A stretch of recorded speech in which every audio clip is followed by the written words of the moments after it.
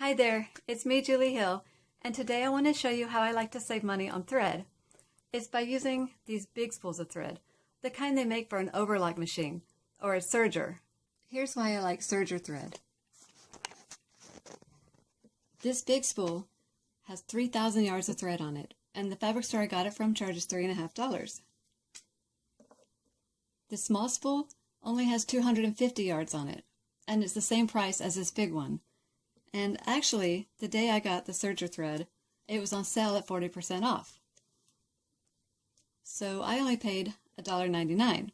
So when I'm looking for thread, I always look at the serger thread first to see if they have the color I need. And the fabric store has a pretty good selection of colors. Sometimes I get my thread at Walmart. They have serger thread for a good price, they just don't have as many colors as the fabric store. Here's some for comparison. So you'll see that wherever I get my thread, I would say these big spools are the better value. And I'll admit, it's not quite as strong as all-purpose thread, but it's very close.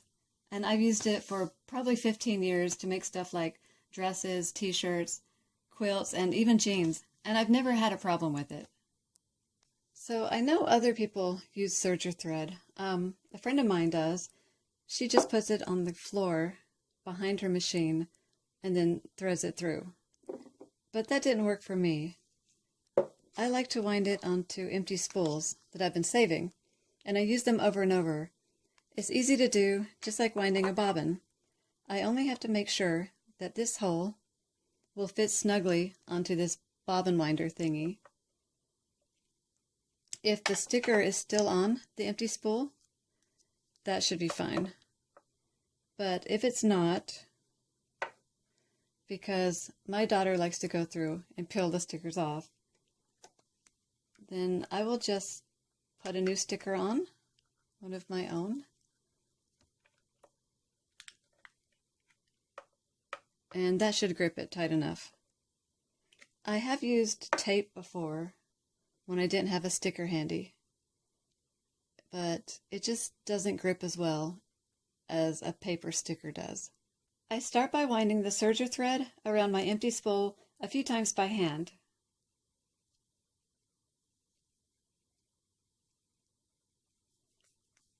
Then I stick it on my bobbin winder,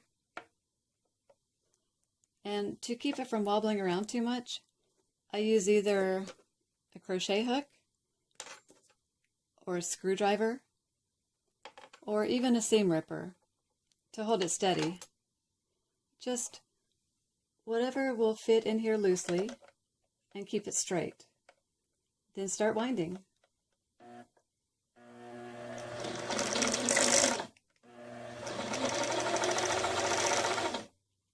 And while it's winding, I hold the thread in my hand and move it up and down to make sure the thread goes onto the spool evenly and that it doesn't bunch up in just one spot.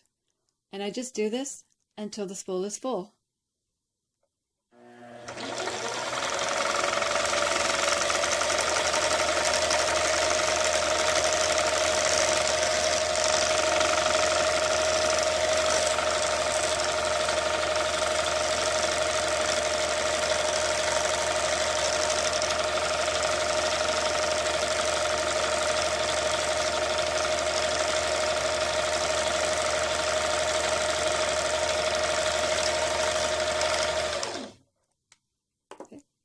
And it's done. Making my own spools saves me a lot of money on thread. Thanks for watching.